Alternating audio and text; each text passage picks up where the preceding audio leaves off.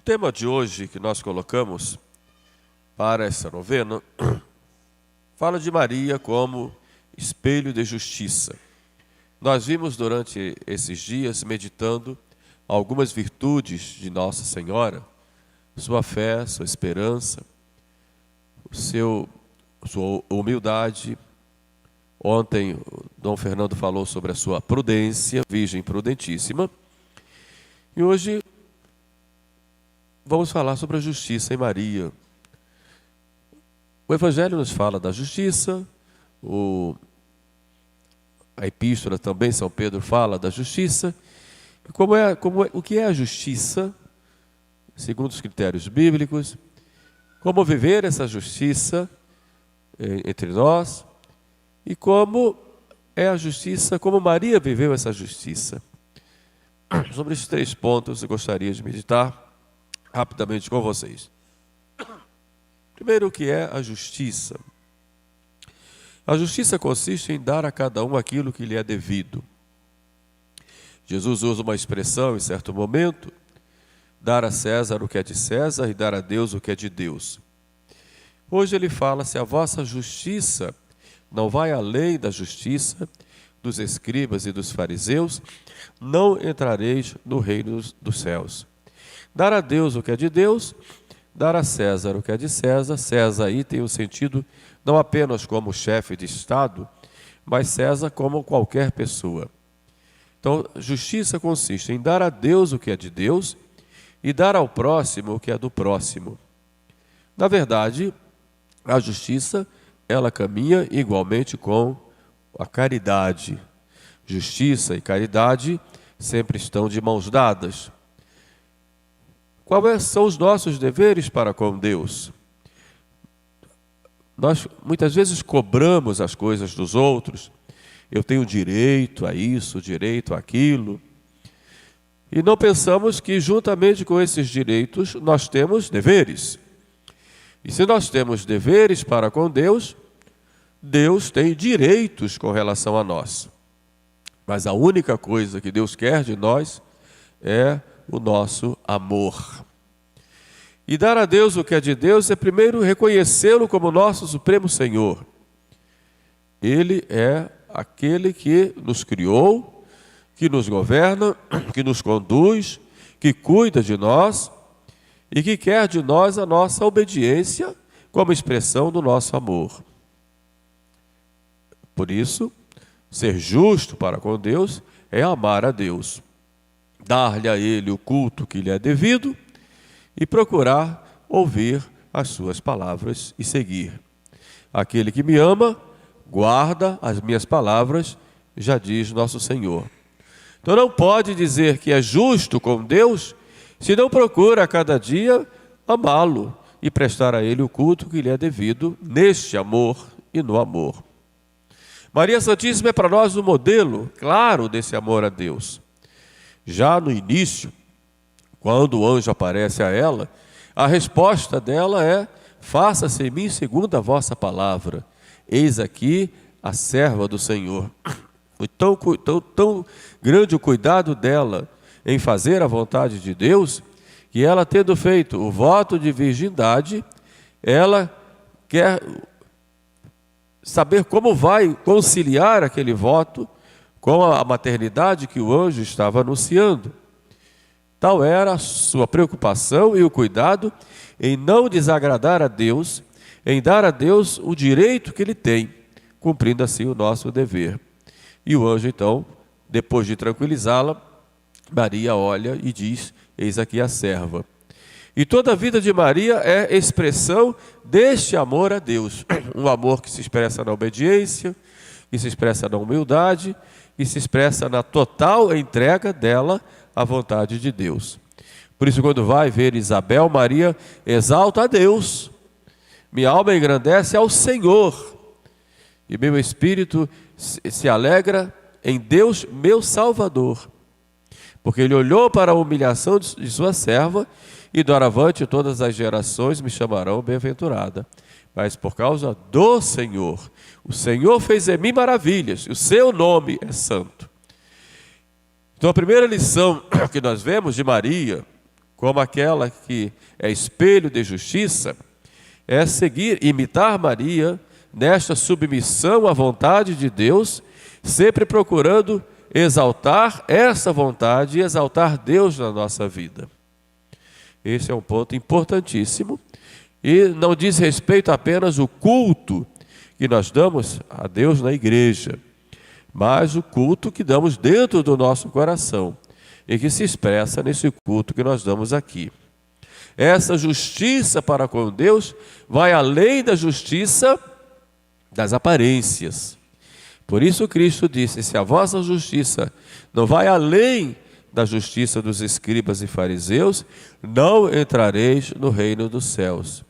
Essa justiça dos fariseus era uma justiça muito formal, muito de aparências, muito preocupados com os rituais. E claro que a gente tem que se preocupar com os ritos, porque nós temos que ter o cuidado também das coisas exteriores. Mas o primeiro culto e o maior culto que podemos dar a Deus é dentro do altar do nosso coração. E essa entrega, essa submissão que nós damos a Deus é, evidentemente, um dever de justiça para com Deus. Mas essa justiça para com Deus também leva a uma justiça para com o próximo. Então, o amor a Deus também deve nos levar ao amor ao próximo. São João diz: como é que nós vamos dizer que amamos a Deus, que nós não vemos, se não amamos o próximo que nós vemos? Daí vem o tema principal das duas leituras da missa de hoje, que falam da importância da unidade entre nós. Sempre foi um desafio da igreja, nos meios católicos, desde o início da igreja nascente, um desafio à unidade, à união entre nós. Porque nós somos diferentes.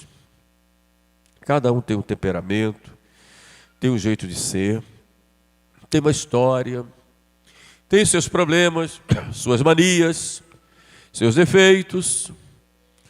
E é claro que quando nós nos juntamos, se nós não temos algo que nos une, vira uma confusão muito grande. Como dizia lá na roça, vira um balaio de gato. Mas nós temos algo que nos une. E nós devemos passar por cima de todas essas nossas diferenças, que é a nossa fé.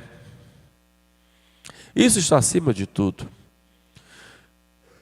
São Pedro disse: sejam unidos na oração, porque já naquela época havia dissensões entre os membros da igreja. Sejam unidos na oração. Quando a igreja nasce, pelo menos do ponto de vista público, está lá junto com os apóstolos, Maria, e estão lá unidos em oração. Então o que é que nos une? O que nos une é a nossa fé. Temos todos a mesma fé. O que nos une são os mesmos mandamentos. O que nos une são os mesmos sacramentos, especialmente o sacramento da Eucaristia, que é o próprio Jesus. Então nós não podemos de maneira nenhuma deixar que o inimigo penetre em nosso meio e, utilizando das nossas falhas, que são reais, dos nossos defeitos, das nossas limitações, e crie entre nós divisões. É injusto eu não amar o meu próximo. É injusto eu utilizar do meu poder ou da minha capacidade para falar mal do meu próximo. É injusto eu usar maledicência, destruir a boa fama do meu próximo, com fofocas, com murmurações, com criação de grupinhos. E isso nas igrejas são uma verdadeira praga, uma verdadeira peste. E cria um grupinho aqui, outro ali, outro, com bolhas. Temos que perfurar essas bolhas para que isso nunca aconteça em nosso meio. Isso demonstra uma grande superficialidade na fé. Voltando ao Evangelho, se a vossa justiça não vai além da justiça dos escribas e fariseus. Ir além significa que essa justiça, que vai junto com a caridade, deve estar dentro do nosso coração. Não podemos ter uma religião superficial. E este é o grande problema dos católicos hoje. Devido a uma tradição católica, e graças a Deus nós temos no Brasil, criou-se uma superficialidade na vida católica, em que as pessoas fecham os seus corações para a graça entrar e preferem uma religião apenas com um verniz muito bonito, de procissões, de rituais bonitos, mas que não penetra o evangelho no coração e não converte aquela pessoa, e não transforma a vida daquela pessoa, e não faz com que aquela pessoa seja melhor. Muitas vezes há uma grande exigência aos outros, com espírito crítico exacerbado, mas não se exige de si mesmo, que é preciso também se converter. E cria-se uma espécie de justiça farisaica, uma justiça só de aparências, mas que falta a caridade, falta o perdão, um verdadeiro acolhimento, falta a paciência quando o outro erra, falta a humildade, porque muitas vezes busca-se sempre o poder, porque quer ficar sempre por cima, achando que eu assim sou mais católico do que os outros. É um problema sério nas igrejas. Nós vemos que existem católicos que se acham de primeira classe, enquanto outros são de segunda classe, ou de terceira ou de quarta, como se isso existisse. Isso é um catolicismo falso, com um verniz muito bonito e uma madeira que está carunchada. Por fora, muito bonito, mas por dentro está cheio de cupim, está oco, não tem nada. Então, ter a justiça, além da justiça dos escribas e fariseus, é quebrar esses muros que nós criamos muitas vezes em nosso redor e procuramos pessoas que nos apoiem e ficamos dentro desses muros, impedindo que outros penetrem e achando que neste castelo que nós criamos estamos super protegidos e que a igreja verdadeira é essa. Os outros eu só julgo, muitas vezes com o chicote da minha língua. Nós fazemos o possível aqui para seguir o ritual tradicional e graças a Deus conseguimos. E no rito tradicional, a comunhão é dada sempre na boca. E as pessoas fazem questão disso, ótimo, muito bom. Não nas mãos, mas na boca. É o costume tradicional. E as pessoas dizem, a minha mão não é digna de tocar Jesus. E a sua língua é digna de tocar Jesus? Como é que você usa essa língua? Para ofender, maltratar, punir, chicotear, mentir, enganar, murmurar, destruir a boa fama do outro. Se a vossa justiça não vai além da justiça dos escribas e fariseus, não entrareis no reino dos céus. Então, se a gente olha Maria, Nossa Senhora, na delicadeza das palavras, no carinho com as pessoas, vemos Maria sabendo que Isabel estava grávida. Maria corre à cidade onde morava Isabel, Ain Carim, como a gente conhece, perto de Jerusalém, uma distância longa para levar o seu amor a Isabel. Mas o cuidado de Maria em saudar Isabel quem deveria saudá-la, ela saúda Isabel. O carinho de Maria em ficar com Isabel ali por 3 meses. O carinho de Maria em voltar depois para Nazaré e depois ir a Belém. O cuidado de Maria em obedecer a José, que era o chefe da Sagrada Família, em atender aos pedidos de José, seja de ir para o Egito, seja de voltar do Egito, de vir para Nazaré. O cuidado de Maria em ir a Jerusalém, seja para apresentar o seu filho, seja na festa da Páscoa. O cuidado de Maria em levar Jesus à sinagoga, todos os sábados lá em Nazaré. Tudo isso expressa aquele cuidado de Maria, na sua delicadeza, de cumprir não só a vontade de Deus, diretamente com Deus, mas também com relação àquelas pessoas que estão próximas a ela. E se nós olhamos a delicadeza de Maria em Caná da Galileia, que por mais que a gente medite, a gente nunca se aprofunda ao máximo que se poderia, Maria simplesmente diz para Jesus: eles não têm mais vinho. Mas aquela frase de Maria, eles não têm mais vinho, expressa todo o seu cuidado, toda a sua preocupação com aquele casal que ninguém sabe por quê. Poderia ser por displicência, faltou vinho. Poderia ser por pobreza.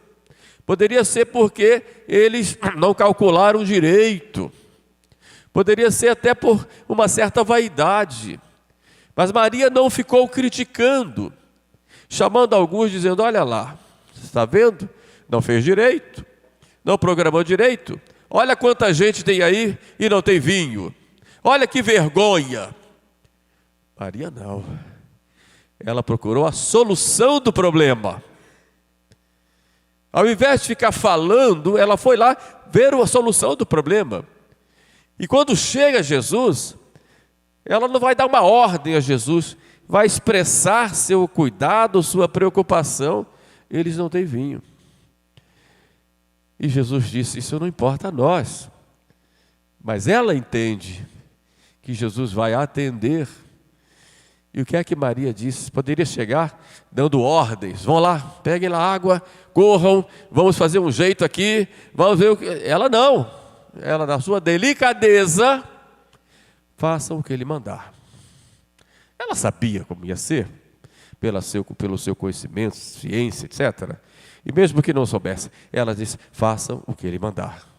Então, essa delicadeza de Maria, esse carinho dela, esse cuidado de não diminuir as pessoas, que nós temos que aprender.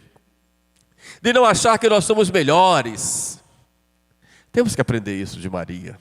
De não queremos nos exaltar diante dos outros. De não ficarmos buscando aplausos. Esse cuidado de Maria é ter uma justiça que vai além da justiça dos escribas e fariseus. Porque é uma justiça que vai lá dentro do coração. Não é a justiça de uma canetada de um juiz, ou de alguém que aparece diante dos outros dizendo: eu vou usar de justiça ali. Mas é uma justiça que vai junto com a caridade, com o amor. Então temos que aprender isso de Maria. Isso é dar ao próximo aquilo que é do próximo. Por isso, Maria é o espelho da justiça, porque ela reflete em si essa grande justiça de Deus, que não vem para condenar, não vem para maltratar, mas vem para salvar. Até quando pune, Deus salva. E é essa justiça de Maria, que é a justiça oficial da nossa igreja, que deve ser a nossa justiça. Uma justiça cheia de caridade, de sinceridade, de compreensão, de perdão, de amor. Então é essa justiça que nós devemos aprender de Maria. Maria sempre vai nos socorrer, mas vai querer de nós atitudes coerentes com esta devoção que nós temos a ela. A devoção à Nossa Senhora não é um conjunto de rituais. Eles fazem parte também. Mas a verdadeira devoção a Maria é para olhar para ela e imitá-la. Como Maria. Como um filho imita sua mãe, nós vamos imitá-la. Porque Maria vai nos formar com a sua própria vida e com a sua intercessão e com o seu socorro, o verdadeiro cristão, o verdadeiro Filho de Deus. Por isso peçamos a Nossa Senhora que vivamos na sua imitação, que sejamos justos, e sendo justos seremos honestos, sinceros, que busquemos amar, que é só isso que Nosso Senhor quer de nós. É um direito que o meu irmão tem de ser amado por mim, de ser cuidado por mim, é um direito dele. E ser justo é isso, é amar, até dar o próprio sangue por causa do nosso irmão. Que Maria nos ajude nesse sentido. Louvado seja nosso Senhor Jesus Cristo.